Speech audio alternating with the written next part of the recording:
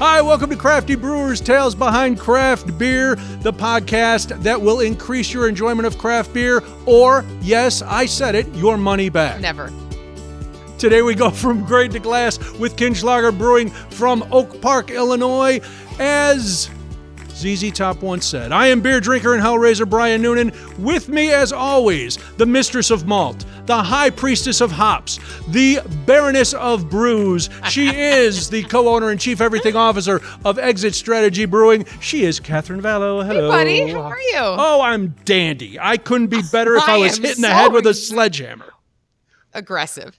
I know. I'm very aggressive today. But we're very excited to welcome Keith Huizinga. He's one of the owners and the partners behind Kinslahger Brewery in Oak Park. Welcome. Correct. Thank you. Glad you are here.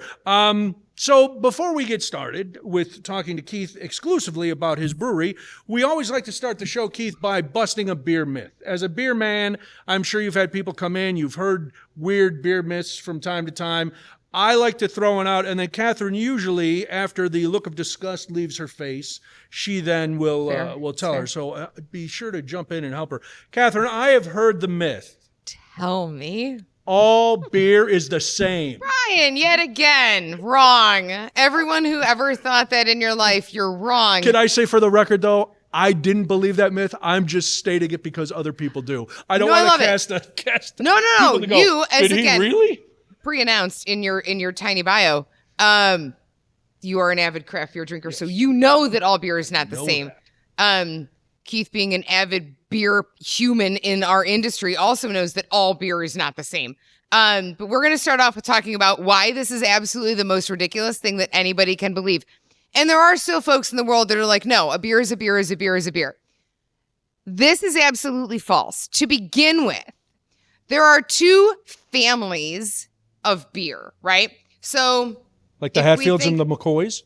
I mean, with fewer shootouts? Okay. No, like full ones and empty ones. That makes more sense. I like, okay, so which kind is of giving me anxiety. Yeah. You're getting there. You're getting there with me. But there's two actual beer families. And what's nice is that we have both of those beer families represented today, which is great. So you are either an ale or you are a lager. And under those umbrellas fall many, it almost increases, I feel like, daily, styles within those two families. I am better at speaking about ales because that is what I am most familiar with. As the name would suggest, Keith is more familiar with lagers. So we've got the two umbrellas right here. So yeah, we know very well that not all beer is the same. Where do you think that myth came from? Is it because a lot of us before craft beer were drinking mass-produced stuff that all kind of tasted the same? I think that's absolutely it, yeah. Really? Yeah, sure. Look at me with the answer. For the longest time in America, right, we all thought of beer as being beer. I mean, that's my own story, right? Like, I grew up in Michigan. Beer was beer, right? Mm-hmm. With the beer we drank was whatever was cheapest. A lot of Stroh's 30-packs. It tasted like beer. If we had a little extra money, we'd get Canadian beer because that was really exciting, right? Import. Nice. This is an ancient history, a long time ago, right? But before the real growth of craft beer, went to Europe, spent a semester in the Netherlands, lived with some Dutch students there, and we would go out and drink as college students do. And they introduced me to these things called Trappist beers and white beer, and that didn't taste like beer. And it was like, beer is not all the same. Beer is not all the same. I like how we circled right back to that. And it's true, right? Like, there are very cool beer maps now that one can find if they really want to diagram out and get very webby in their exploration of beer. And I think it's great to see how stylistically far we've come, especially here in this country, because we are a baby country. We are not as old as the rest of the world. We are not as cool as the rest of the world, despite what a lot of people think. We, though, have expanded beer and our kind of not only our appreciation of it, but like, again, stylistically, we've just gone just to the moon with it, which is super, super fun. Wait, I have a question. Okay, I had a question too, but you go first. Since not all beer is the same, what is your favorite style? Like, what are you going to? When you go home, what are you grabbing? I would grab a Kinslahger. Yeah, I mean, to be fair, I grab extended Because it seems to always be in my refrigerator.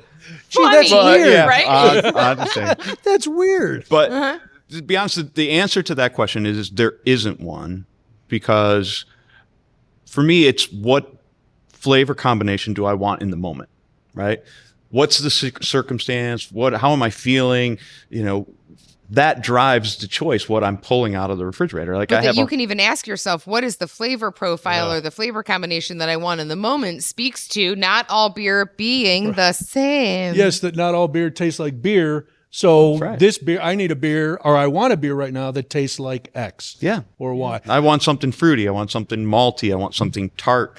I want something rich or light. All of those things. Lovely. Now I just want some beer. I do want some beer. We're going to gonna get to open some some beer. beer in I a want minute. to let You me had a wrap this question. up with this is for the people who still are not convinced. So Rude. They're very rude. They're not listening. They're not paying attention. All right. So Katherine said that all beers are in two families. Keith agreed. We got ales. We've got lagers. But even in those, no two lagers are going to taste the same. Correct? No two ales, no two IPAs, no two.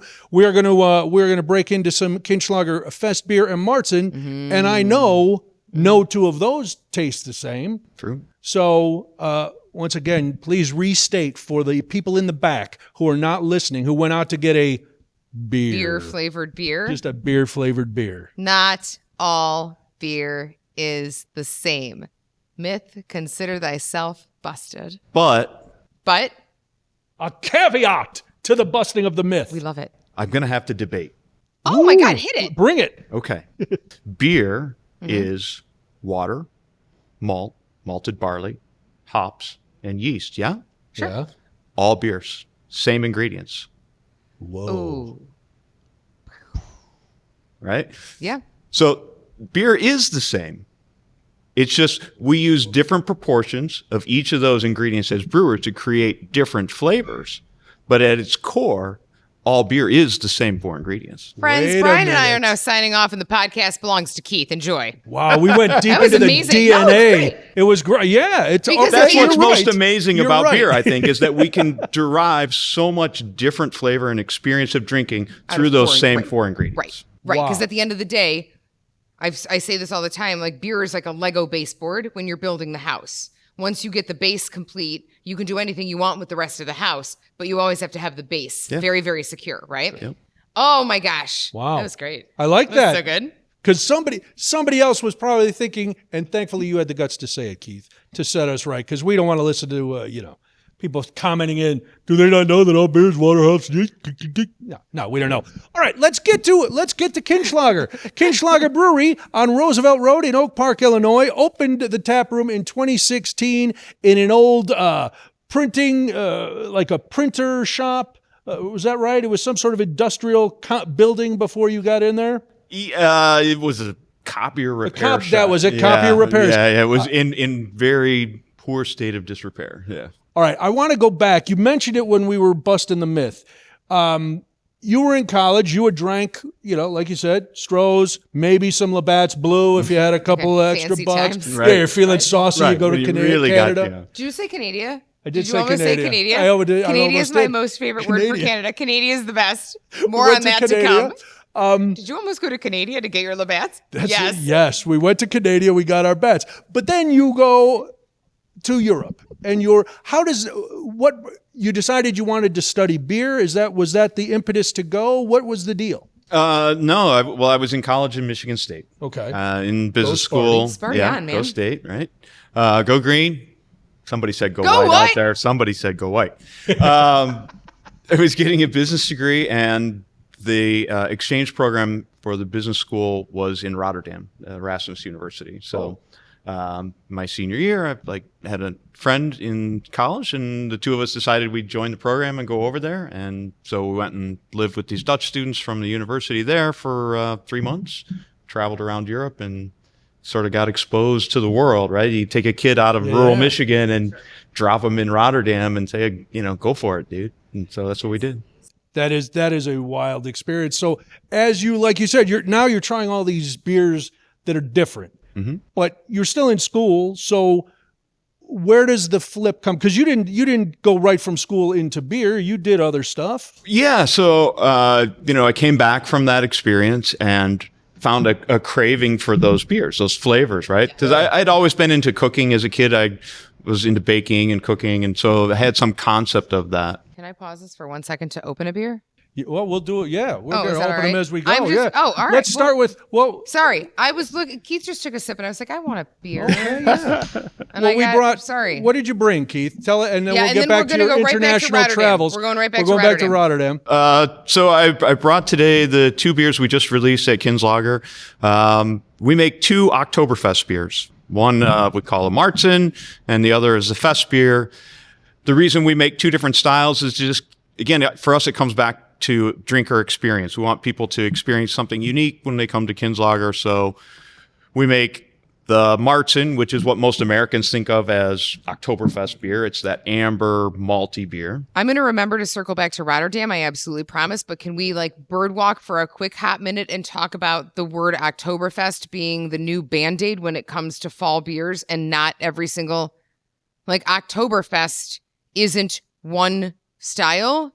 Correct. It's starting to get very frustrating for people, I think, in our industry to be like, when is your Oktoberfest coming out? Well, which style which, that one? No. The brown one, Yeah, or the brown one or the yellow one? Can we talk a little bit about, again, circling right back to Rotterdam? I promise we'll fly the plane right back. But Oktoberfests are amazing beers, but there's not one of those. Yeah. I mean, it's a concept that has evolved over time, right? So the original Oktoberfest, right? The original celebration of the wedding in Bavaria, the beer that would have been served at that would be what we would today call Dunkel, right? Just a German dark lager. That's what they had. Eventually, they developed the technology in the late 1800s to make a lighter colored malt. And so this style that we today call Marzen would have been developed, and that's what would have been served in Munich at the festival for years and years and years. Then around 1990, the 6 breweries that control the beer that's being poured at the festival decided that they could sell more beer, that people would enjoy the experience of drinking their beer more heartily if they made it a lighter colored Who doesn't love a beer. nice spin? That was great. With that a was little amazing. bit more- They could somewhere. Never mind. Yeah. So this is when the concept of a fest beer developed. So it's still a malt forward beer. It's more like the traditional everyday drinking Helles that you would find in Bavaria, but just with a little bit more. A little bit more malt, a little bit more hops, a little bit more alcohol to make it special for the festival, but definitely steering away from the richer, more satiating Marzen that most people think of. I am always satiated by Marzens. To be honest, this is my favorite time when the Marzens and the Fest beers and the Dunkels and all of that come on. Sorry, side note, Cody. Can we add that to the T-shirt list? Great. I'm always satiated, but by Martians, not Martins, Martians. Marzens. Thanks. Martians. Okay, great. Or we could Martians. just cross out Martians and put in Marzens. So let's go back because we'll back to come back to Rotterdam. the beer. Sorry, No, sorry, we're going sorry. to come back to the beers. Don't be sorry because it all ties in. That's the beauty of the linear is for punks or pups or punks. We go all over. I can't talk today. We're having a time. Doesn't matter. The point we'll get out. Keith is going to tell us all about this. So you're in Rotterdam. You're experiencing all these beers. You come back to Michigan State and you're like, Stroh's isn't cutting it anymore. When do you go into professional life? What brings you to beer? So when I came back, I'm a college student and I didn't have any money, right? And so there was a little bit of craft beer available, right? So Bell's was out there. Although I never knew it existed before I went to Europe and came back because it wasn't cheap. No. So why would you spend more than, if I'm spending up, I'm getting Labatt's or something, right? Because Stroh's was dirt cheap. And so I wanted to get those flavors. And so I just decided to learn how to make beer. So I had my now brother-in-law at the time, my wife's brother, girlfriend's brother, had made some beer. And so I called him and like, how do you do it? And he said, go buy this book, The Complete Joy of Homebrewing by Charlie Papazian, that everybody who's of this age bought as their first brewing book, because that's what was out there. And I went and bought a couple of cans of malt extract and a bucket and, made some really horrible beer that we all drank heartily because it was alcohol. Like, yes, right. And that just started the journey. It's an amazing journey. I think one of the things that's super cool too is just how this, again, like just coming full circle, you start young, you develop the skill, you get into the skill. And that's part of the point. You and I were talking earlier about like, what's the point of the thing? And the point is to talk more about the skill involved in this. And that when we're talking about drinking beer and enjoying beer and whatever, we're not doing that as an, I'm out here to get wasted. We're doing that as, and I want to appreciate the skill and the art and the science and the craft behind what goes into, like, your Martin. Your Martin is one of my favorites. This was one of these beers I never understood, malty. Like, it was not that I didn't understand it. It was a descriptor that I didn't necessarily get until I got into more Oktoberfest styles and was like, there it is. There's that bready thing. There's the crust. Right. Like, I get it now. But talking about this and getting it, like, how did people get to where they are? This is good stuff, man. This is gold. So, since we're talking about the Martin and the Fest beers and stuff, it's so good. Kinslahger, did you focus on lagers? What made you what's so special about lagers that you and your partners decided this is the style that we're gonna base our life on? Sure. Well, I think that to start with that, the core answer is understanding the difference between lagers and ales. Okay. Right? Like, this is something that most people, we talk about myths, right? Most people don't really understand. So I've gone through this a few times trying to explain it from behind the bar. You don't say. What the difference between ales and lagers, but I've come up with a metaphor that I think works pretty well. It's not just spelling. It's not just spelling. Great job, buddy. It's like if you're cooking, right? Let's say you have a piece of chicken breast. You take that chicken breast and you can either cook it on your grill or you could, say, poach it in some wine or broth or something, right? They're going to taste very different, right? It's the same chicken breast, but the method of cooking impacts the flavor. The difference between ale and lager fermentation is the same concept. Fermentation is essentially cooking, right? It's creating these flavors. It's causing a transformation of this sugary water that we've created. So ale fermentation, being a little bit warmer, the yeast creating these other esters and flavor compounds during fermentation, is more like grilling in the sense that that fermentation, it adds to the flavors that we're getting from the malt and the hops and the water. Whereas with lager fermentation, it's more like poaching, in the sense that that method of fermentation or cooking doesn't add to, in a significant way, the flavor of the base ingredients that we've got there. So for us with Kinslahger, what we wanted to do was to create this opportunity to make beers where the focus was on the ingredients that were in the beer, not the method of cooking or the fermentation. So the lager fermentation is almost a byproduct. It's a way for us to present ingredient flavors in a different way where we're not getting a direct impact from the yeast.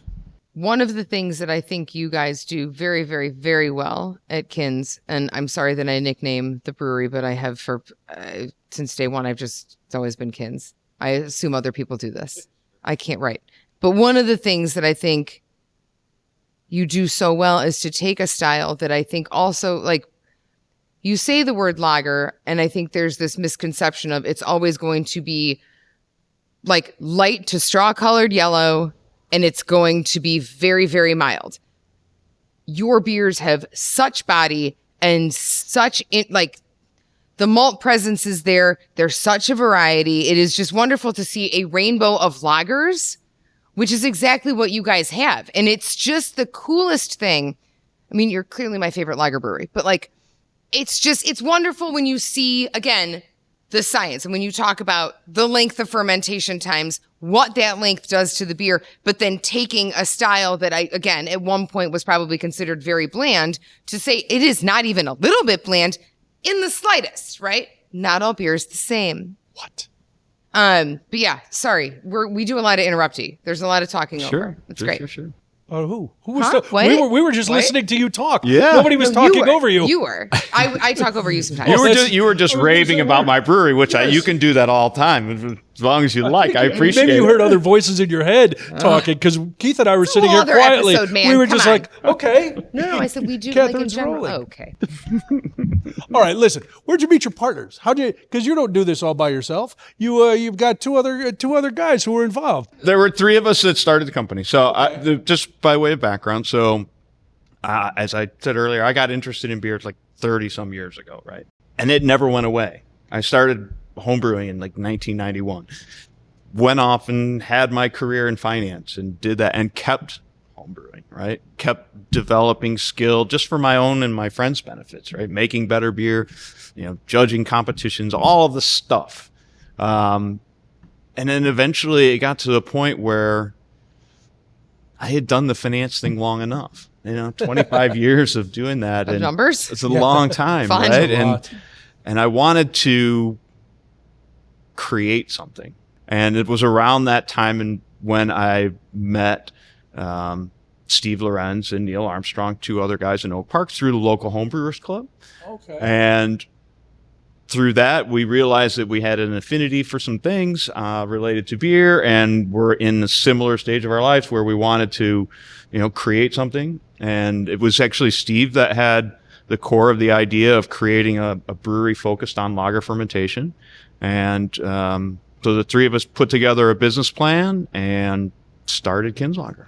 How can I ask? Oak Park was a notoriously dry town.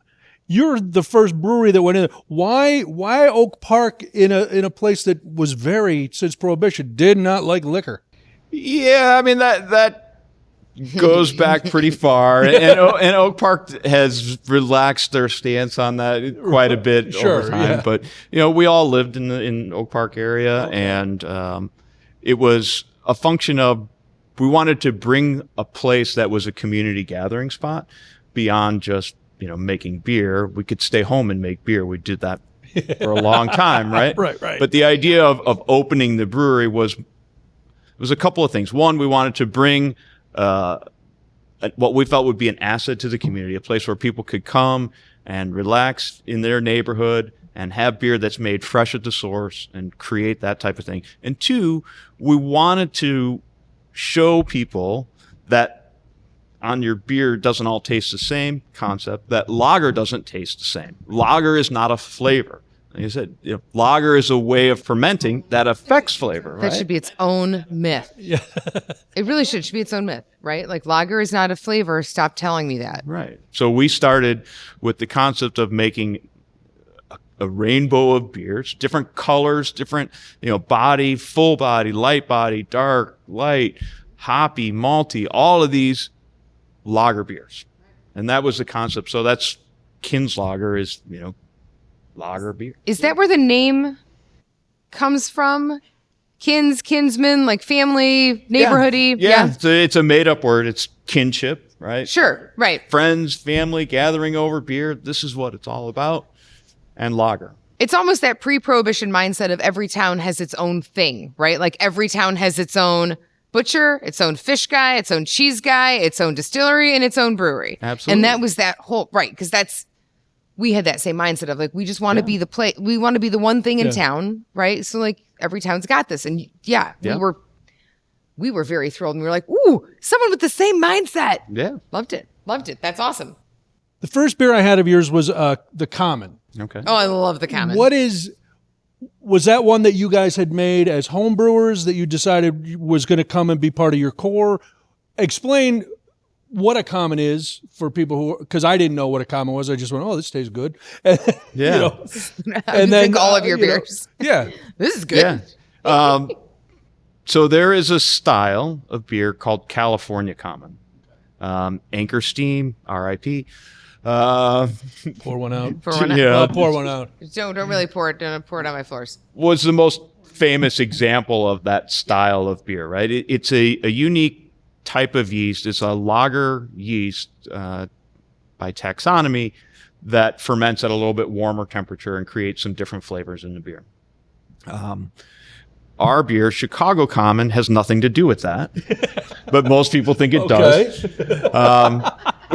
What that beer is the first of our concepts at Kinslahger to try to show that lager beer is not all taste the same and that it's not all German, right? Oh, yeah. So we wanted to create a beer that was completely and uniquely Chicago-based, and that was our own, so a new style. And so mostly Steve and I came up with this concept. We were like, all right, that's what we want to do. We need an inspiration for a beer. Because if you're going to make up something out of whole cloth, you have to have some reason behind it, right? Some thing that inspires it. So we talked about a lot of ideas, and the thing that we settled on was the common brick. So common bricks were something that were made here in Chicago, predominantly in Chicago. They were cheap.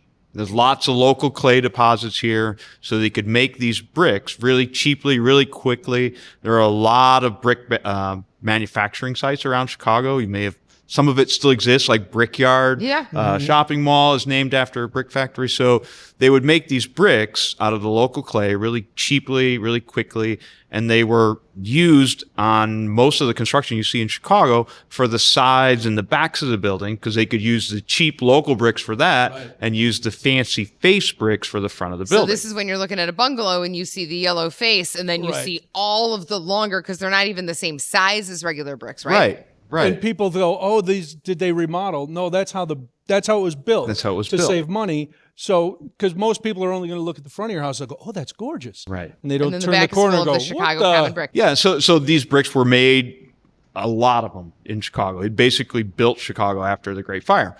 So up until about the 70s, when we started to sort of recognize that certain industrial manufacturing processes caused some problems with the manufacturing in terms of the chemicals and whatnot that they released. So all of these brick factories basically got shut down, and common bricks were no longer made in Chicago.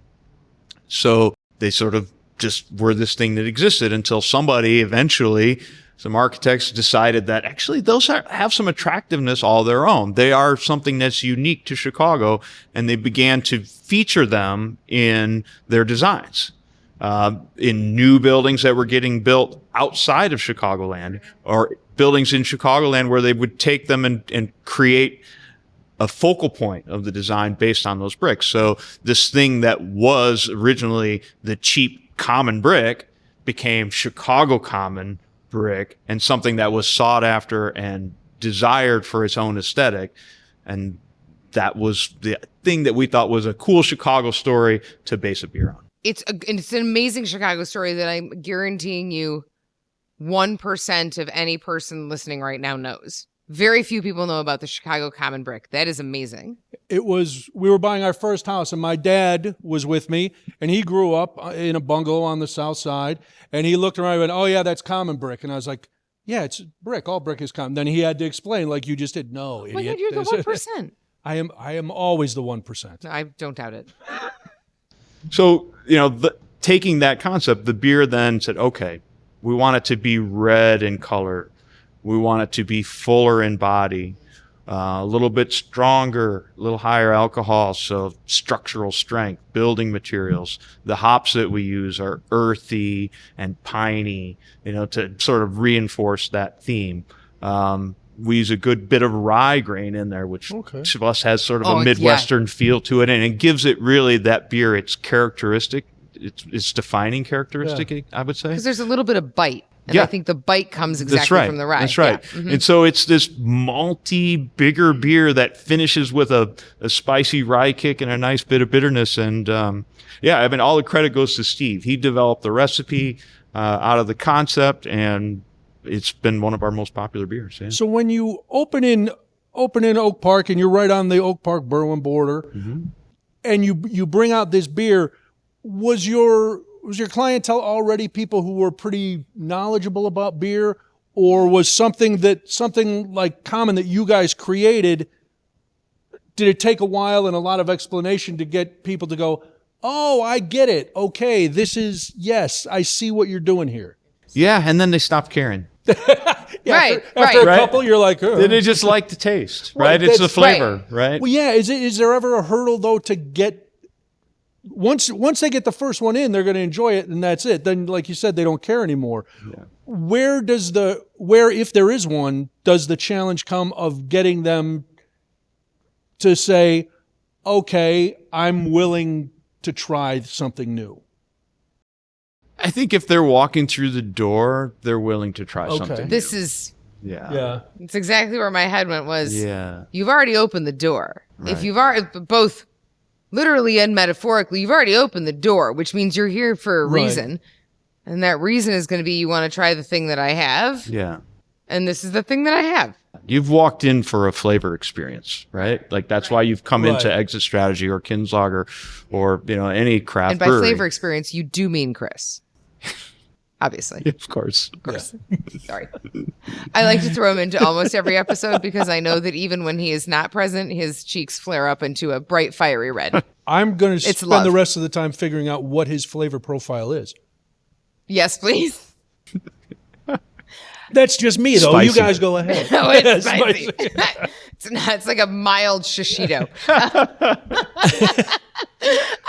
So once you've decided on lagers and you create Chicago Common, what else did you open with? What was your core that the first people who came through on what was it, May 11th? May 11th, March 11th? Yeah, 2016. 2016. Yeah. What did they have to sample? So our core beers were the Chicago Common, a beer we call Prohibition Pilsner, which is also an interesting sort of take. We wanted to not make the Pilsner that everyone was familiar with. Right? Not the American style, not a German style, not a Czech style.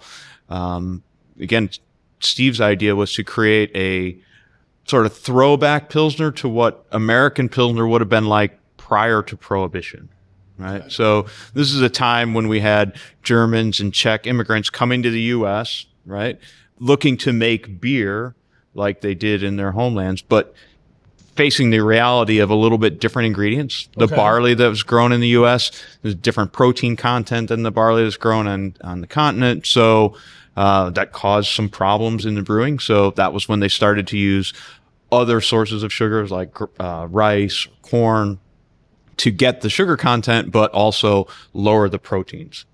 So this is when American Pilsner or lager starts to evolve away from the continental examples to become drier. Yeah. Right. Yeah. Because the corn and rice, those sugars are fully fermentable, whereas malt has sugars that are not fully fermented, which retain body.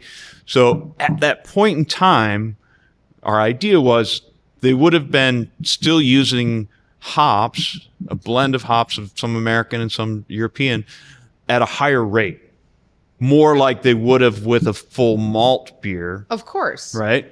But now they're using these other grains. So it would have been a little sharper, a little bit rougher, a little bit of bite to it because it doesn't have as much of the residual malt sugars. Okay. And so this is where Prohibition Pilsner was sort of fit into that space. Like it's a window into something that was in transition at that point. Sure. Yeah. How many episodes do you want to be on? Is it all of them? Because this is fascinating. Yeah. You pulled the string on my back earlier. It was great. No, this is phenomenal. Listening to your description of Prohibition Pilsner and Chicago Common, and then knowing that the design of the tap room is a throwback to a kind of speakeasy, was it all... Theme is the wrong word because that denotes like Rainforest Cafe, and that's not what I'm talking about. It goes with like the building and the neighborhood, and the whole thing coalesces into kind of the backbone of Kinslahger. Mm-hmm.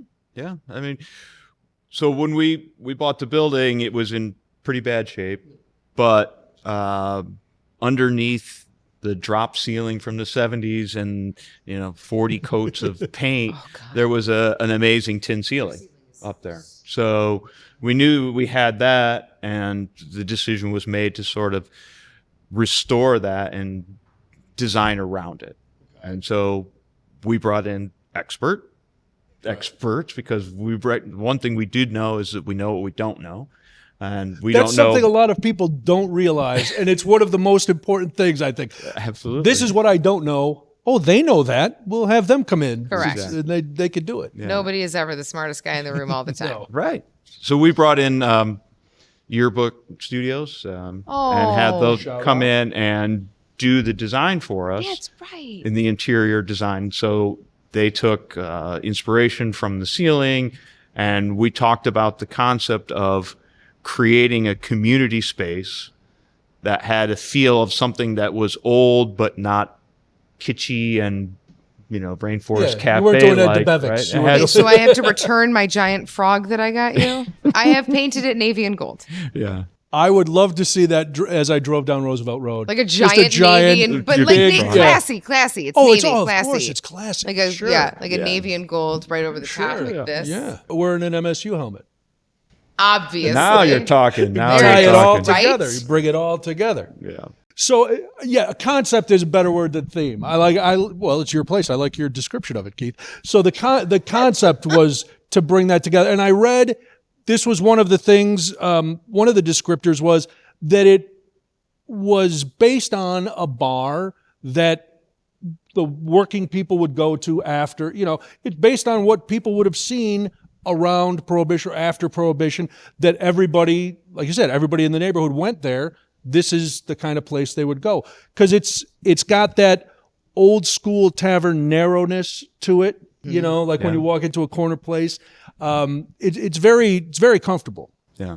Yeah.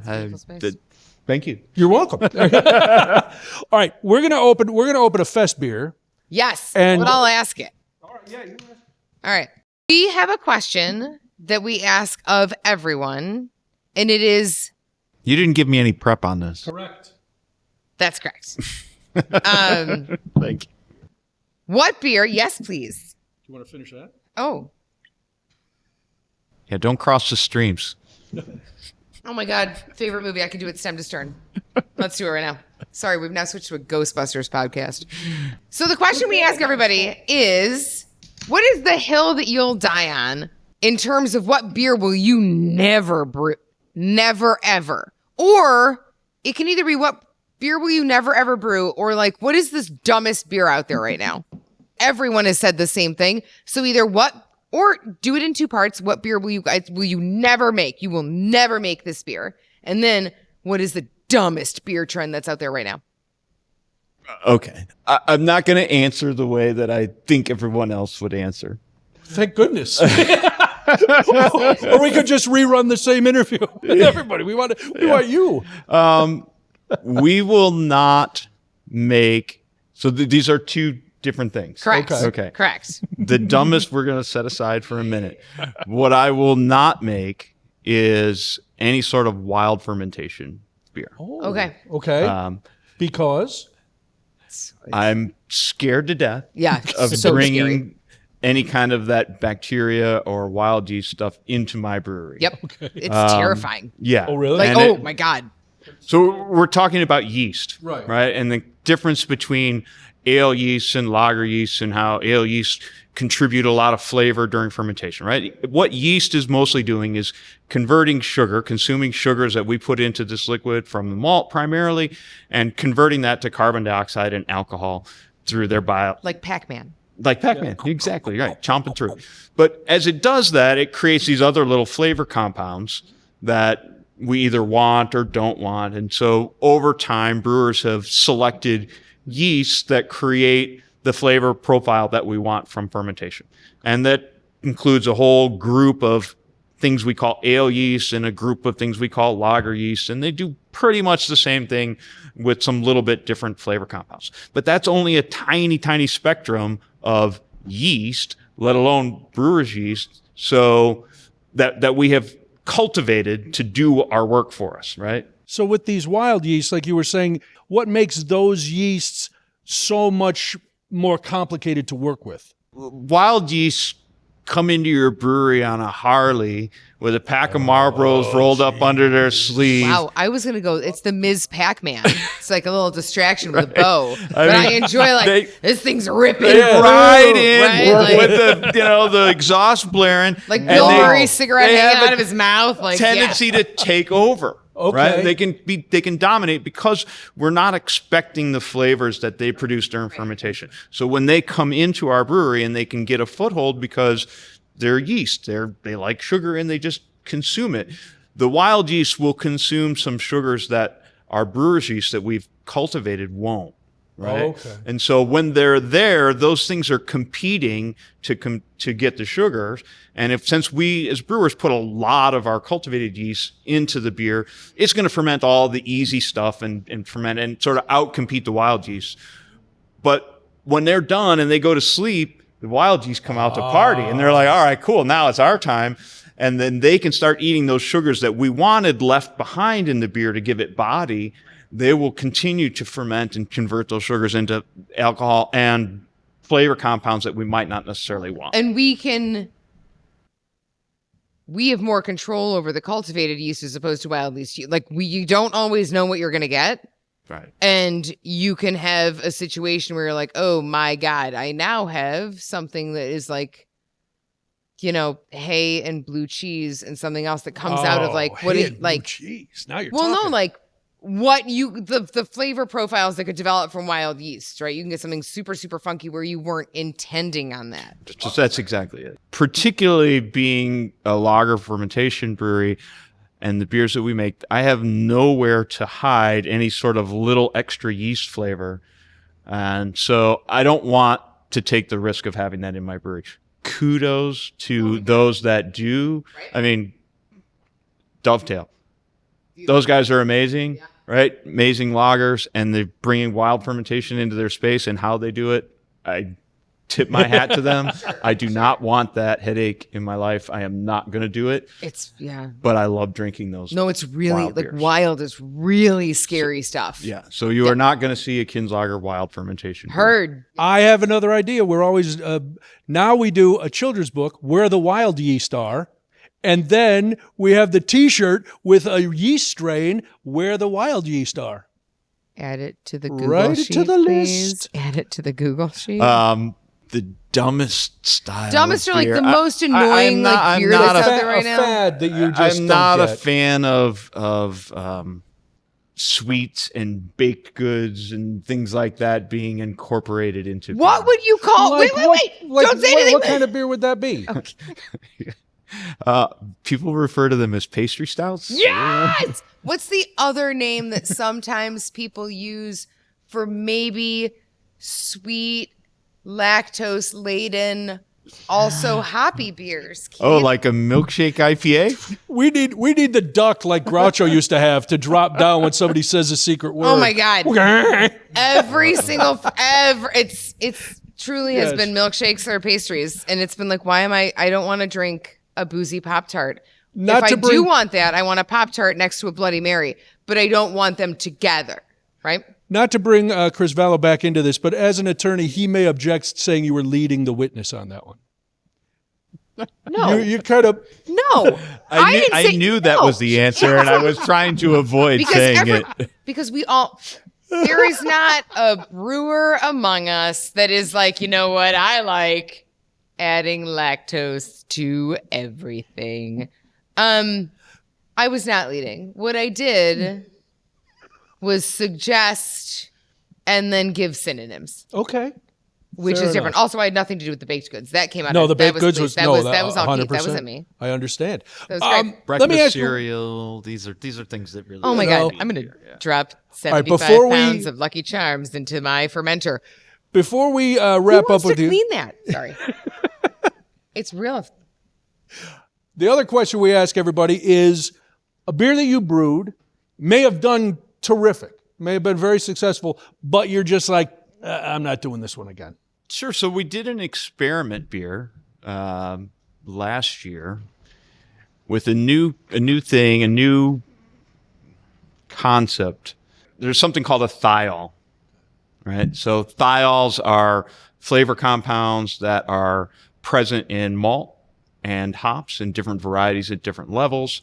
And certain yeasts will transform those compounds into flavors that we can taste. So like a lot of the hazy, juicy beers rely on hops that have a higher concentration of these style compounds, and also certain types of yeast that have some biotransformation effect on the thiols that are bound up in malt. Local yeast company called Omega, who are great people, very smart, developed some yeast strains that can create a more aggressive conversion of the thiols that are there in malt and certain hop varieties to make those flavors more expressive. And we reached out to them and said, hey, you guys are doing this with ale yeast because most people looking for these types of flavors are making them with ale yeast.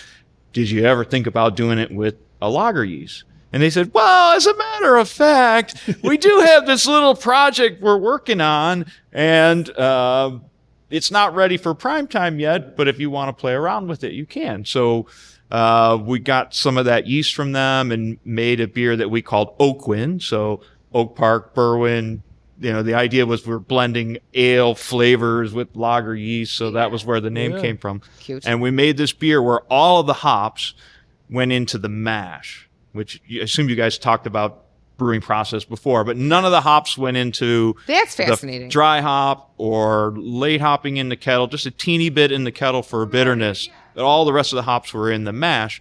The idea is to maximize the extraction of the thiol precursors into the beer so that the yeast could then convert them into... And do all the... Oh, Science. So okay. what came out of this was this intense passion fruit guava flavored lager beer. Whoa. Where all of that character was coming from the thiol compounds that were converted, not from the flavor compounds necessarily that we would normally associate with the hops. Yes, not all beer is the same. So No, it was this really wild, like intensely flavored, fruity lager beer that was fun. And, I don't know that we'll ever do it again because it was kind of one dimensional. Okay. It wasn't necessarily a fully developed flavor concept, but it was fun and intense and instructive. I would, off camera, continue conversations Yes. about adding hops straight into the mash any day of the week because that is very fascinating. Anywho, Maybe sorry. we'll have a hop round table. Keith Huizinga is the owner of Kinslahger Brewing. It's at 6806 Roosevelt Road in Oak Park, Illinois. Kinslahger.com is the website. Keith, this was great. Stick around though, because this is the time when Katherine gets to vent and shine a harsh light. Because as a business owner, sure, you love your customers until they're non-lovable. And Katherine likes to highlight this do. I week love in it so bad much. customer behavior. What do you got this week? It's great. It's a pretty quick one, but as we all know, someone at the table can spin a yarn. So recently, in a redecoration of our space, we brought in a 12-foot shuffleboard table. Not shuffleboard like Florida old people like Betty White on a shuffleboard table. This is the kind with the tiny pucks and like the wax sand and all those things, right? And it is large and it weighs a gazillion pounds. And it was this like investment because pre-construction, there were conversations about, wouldn't it be cool to have a shuffleboard table? Because nobody has them and like they're so fun. And they are fun if you are skilled and can play them and whatever. They're fun. They're also for, wait for it, adults.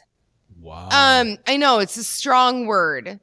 It is. I mean, it's a strong Why word. are you anti-children?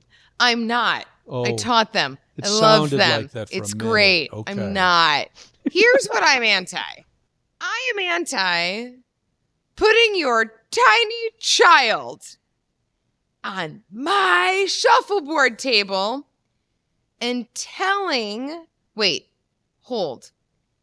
Not just my shuffleboard table with its smooth ass surface. My shuffleboard table that is also covered in like grainy, small, it's like wax sand because it's not sand and it isn't wax. It's these tiny pearls and it makes the pucks go faster and that's great and you need it and it is a component. when a human person put their small child diaper side down. And Please then, tell me they weren't changing the kid on the table. I would burn it to the ground. I'd just burn it to the ground if someone did that, because it would be not worth even up. Like, I wouldn't be able to operate the business, because I don't know what I would have done. Murder, death, kill, something. Human person looked at life partner / parent of said small diaper clad tiny human and said, start recording. Proceeded to take. Those of you that are just listening and cannot see my hands, I am now in I look like I'm holding onto a pumpkin, which is about the size of a diaper clad baby, like a small pumpkin.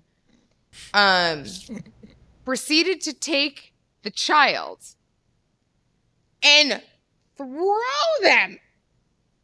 Slide is probably a more appropriate term if I'm less vicious. If you're playing shuffleboard, yeah, you're sliding them. Tried to slide a baby down the shuffleboard table. I cannot tell you the number of staff that were like, what? Sir and or madam and or human. Was the baby Stop. catching on the board like you do on a slide sometimes? No, but okay, so imagine a diaper snowplow, right? So the kid is with the diaper. The kid is being slid down a shuffleboard table. The diaper and the wax sand are now it's just everywhere. There's just a snowplow. When a snowplow plows snow, there's snow everywhere. Sure. So there's just there's wax everywhere. There's a kid in the middle of the shuffle. Also, the kid is not moving. The kid did not get shuffled all the way down the board. Of course not. Because he's heavier than a puck, I'm guessing. Oh, no, that's correct. Because it was a human person. Was anybody throwing pucks from the other side? No, because the person who, somebody took a break playing shuffleboard, and they were like, let's get a video of the kid being slid down the shuffleboard table and look like we're so fun. You're not fun. You're disrespectful. Did you deep six them right away? Oh my God. You sit there with a look of bewilderment where you're like, I can't believe that you as an adult have made this choice with your brain on. I make decisions with my brain off sometimes because I get really tired.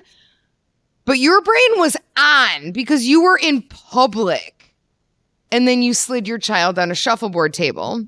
Which is worse? That they slid it and the child didn't move? Or had they slid it and that child launched off that shuffleboard table like he was hit off Babe Ruth's bat? I don't know Babe that Ruth? anybody... Babe Ruth. You know That who guy. I'm talking about. The guy with But the call out? what if they had slid the child down and it was a hanger? It was right a- off the edge? That's a good But it was question. a What's half... the ruling? what's the Right? points How on many that? points on a hanger, They baby? get many bonus points you get on points a if hanger it's a baby? hanger, right? Yeah. Right? Like a lopsided hanger baby? Oh my God. Well, because the kid didn't even make it halfway down. Are you Human saying this A- kid was chubby? No, I'm Okay. saying this was a human being slid on a shuffleboard table where a human had no business being slid down a shuffleboard This is table. the thing. The baby shouldn't have been there in the first place, is what she's saying. Oh, my It doesn't God. matter whether it got to the end. Oh, all or right. not. I thought the game I did was too. I was Oh. confused. Oh, you thought it was Shuffle Baby. I thought, Shuffle I baby. thought that you were Okay. commenting Because on the when fact you that said didn't nobody get else him. has it, I was right. You're right. Exit would be the first brewery to have Shuffle Baby. Shuffle Baby. It is a new thing coming. I'd put a handle right on that baby. Bocce ball it. Or it was- curling. I- What about baby baby curling? curling? We could do baby curling. I'm And not mad at that. By we, I mean, I Someone don't have a else that isn't business. us. Maybe Kids picks this up. Kinslahger, the home of baby curling. Do it right out of Roosevelt Road. Again, You know, those I'm- of you I'm gonna- listening and not looking. Give that due consideration. Yeah. Again, I'm an Keith idea stays- guy. I don't have to bring it to fruition in my own business. I could just spout out crazy okay, ideas. Yeah. So this was right. The bad behavior today is don't put your child on a community game. Okay. Don't do it. See, now we know. Now we understand. Now we understand. All right. So there's that. And now we're, Well, thank you. Thank you for that, as always, entertaining story, You're which makes welcome. bad behavior.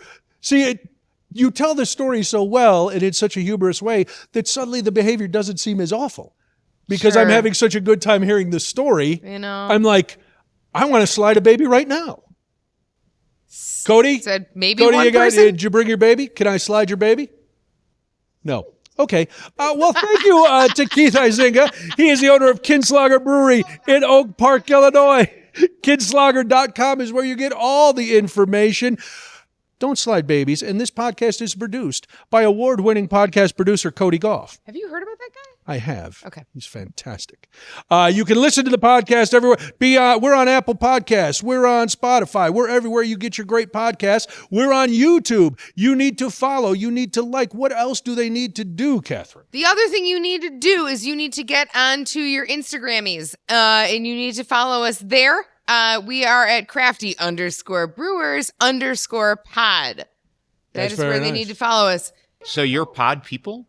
We are pod people. Absolutely, 100%. After the camera goes off, that's when we peel off our fake heads. It's true. And expose our pods look like hops. It's weird how it tied into this. It is very strange. Yeah. Yeah, we look like we look like Captain the Revolution guy. Interesting. In real life, though, it's scary. It is very strange. Only Brian's eyebrows stay on the thing. I'm going to have to go now. Okay, that sounds great. That's great. Do the email address. Oh, we also have an email address. Because maybe people want to send us a myth that they want busted. Sure. Maybe they want to have a brewery that they'd like us to talk to. Maybe they are a brewery that wants to come on and hang out and have as much fun, potentially, as Keith had, if he had fun. And maybe some fun? Yeah, absolutely. 10%, 20%? It was 110% fun. Great. Oh, good. maybe they're customers who have exhibited bad behavior. Oh my God. And they want to confess. Hell yes. Hit me up. So what's that email address? craftybrewerspod@gmail.com. Are you telling me or asking I'm me? asking you. You run the account. I'm asking. You're absolutely right. I gave you that teacher response. Are you asking me or telling me? Yes, it's craftybrewerspod@gmail.com. I'm Brian Noonan. She's Katherine Vallow. And do you have parting words? I do. Don't be 3/4 of a Black Forest ham.